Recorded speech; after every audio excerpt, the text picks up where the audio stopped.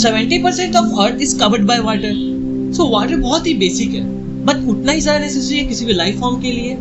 सो water, ice और vapour, इन तीनों में बहुत ही ज्यादा डिफरेंसेस है as far as physical properties are concern. But we all know कि सभी वाटर के डिफरेंट स्टेट्स है। सो आज हम बात करेंगे कि ऐसा क्यों होता है। Hello everyone, welcome back to study with ease. ये है लेक्चर 2 सीरीज का। आज का टॉपिक है states of matter. So let's start.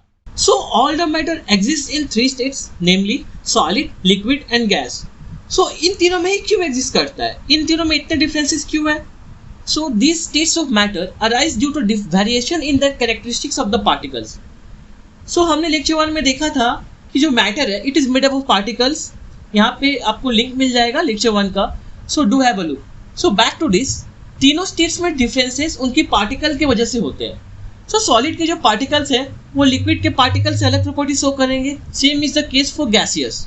अब for a clear picture imagine करो, आप एक बस में चढ़ते हो, लेकिन जैसे ही आप थोड़ा सा अंदर जाते हो आपको दिखता है कि जो बस है वो पूरी तरह से फुल है, थोड़ी सी भी जगह नहीं है। तो आप जैसे तैसे करके एडजस्ट कर लेते हैं एकदम टाइटली। सो सेम होता है in case of solid. Particles एकदम टाइटली पैक्ड होते हैं and there is no space for movement. अब यार थोड़ा आसान करते हैं। बस में कोई खड़ा नहीं है और एक ही सीट खाली है, there is only 1 seat left. So आप वहाँ बैठते हो। सो आप अपने सीट पर बैठते हुए थोड़ा मूवमेंट कर सकते हैं, हाथ पैर हिला सकते हैं, सर हिला सकते हैं। So this is the case in liquids. इनमें जो पार्टिकल्स होते हैं वो अपने ही जगह पर वाइब्रेट करते रहते हैं एंड जो स्पेस होता है उनके बीच it is much more than that in solids. And now the last case is, आपके बस में सिर्फ 4-5 लोग ही है।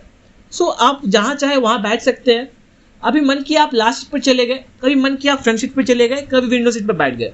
सो there is more than enough space for movement. यही चीज़ होती है exactly in the case of gases. So gas के जो पार्टिकल्स होते हैं वो बहुत ही फास्ट मूव करते हैं, रैंडमली मूव करते हैं और बहुत ज़्यादा स्पेस होता है उनके बीच। सो अब आपको पता है कि जो सॉलिड में पार्टिकल्स होते हैं वो टाइटली पैक्ड होते हैं। अब हम देखते हैं कि सॉलिड की प्रॉपर्टीज क्या होती हैं।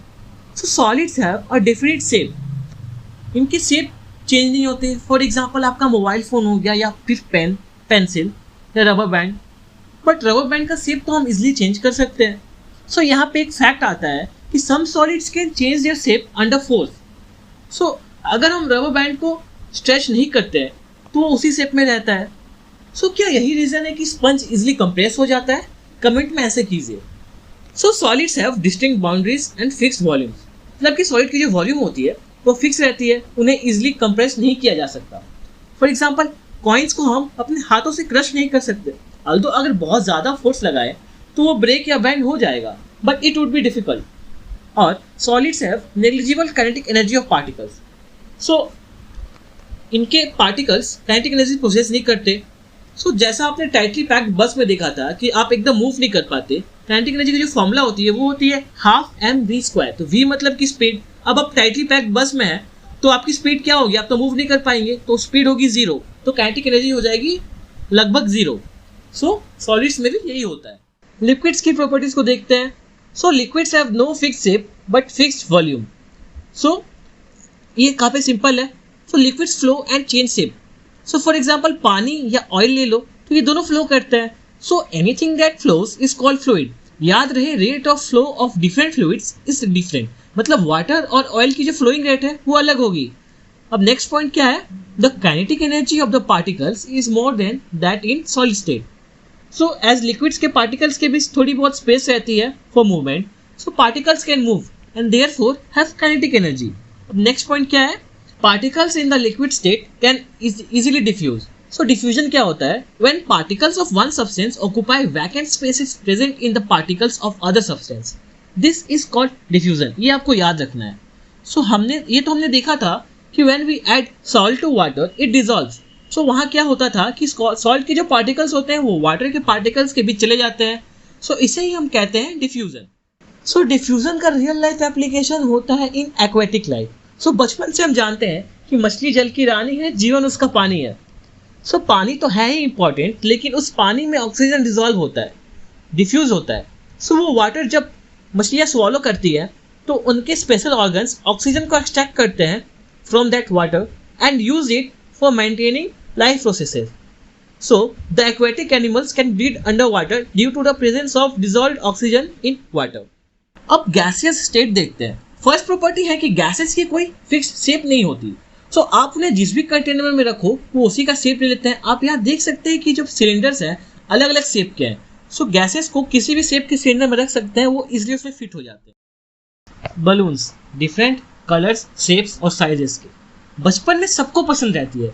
क्या आपने कभी नोटिस किया है कि जो बलून सेलर होता है वो एक छोटे से सिलेंडर से इतने सारे बलून्स कैसे फिल कर लेता है? Actually gases are highly compressible, बहुत इजीली इन्हें दबाया जा सकता है। उस छोटे से गैस टैंक में ढेर सारा कंप्रेस्ड गैस रहता है और वो गैस जब बाहर निकलता है तो वो एक्सपेंड करता है और ढेर सारे बलून्स को फिल करता है। Same is the case in CNG जो हम व्हीकल्स में यूज करते हैं। अब क्या कभी ऐसा हुआ है कि आपकी मम्मी ने आपकी फेवरेट डिश बनाई हो और उसकी खुशबू से ही आपको पता चल गया कि आज तो दावत होने वाली है? सो इसके पीछे भी एक फैक्ट है, गैसेस हैव मैक्सिमम फ्लूइडिटी। खाने की जो खुशबू होती है वो गैसेस फॉर्म में होती है और बहुत तेज और इजीली फ्लो करती है, और इसीलिए भी गैसेस में डिफ्यूजन भी बहुत फास्ट होता है। And this is the reason to for the atmosphere around us. जो एयर है it is made up of several gases diffuse into each other. For example oxygen, nitrogen, carbon dioxide etcetera. और gases की fast moving particle की वजह से ही kinetic energy भी बहुत ज़्यादा होती है। अब कोई भी चीज़ फास्ट मूविंग होगी तो उसका एक प्रेशर भी होगा। अब यहाँ देख सकते हैं कि जो गैसियस पार्टिकल्स है they exert pressure on the container walls, मतलब कि वो जिस भी कंटेनर में रहते हैं वो उस कंटेनर के वॉल्स पर बहुत प्रेशर अप्लाई करते हैं। सो आज हमने जो भी पढ़ा ये उसकी समरी है। आप चाहें तो पॉज करके इसे अच्छे से समझ सकते हैं और कोई भी डाउट के लिए नीचे कमेंट कर सकते हैं। So that's all for today. If you like the video, please subscribe. Till then, keep learning. God bless you all.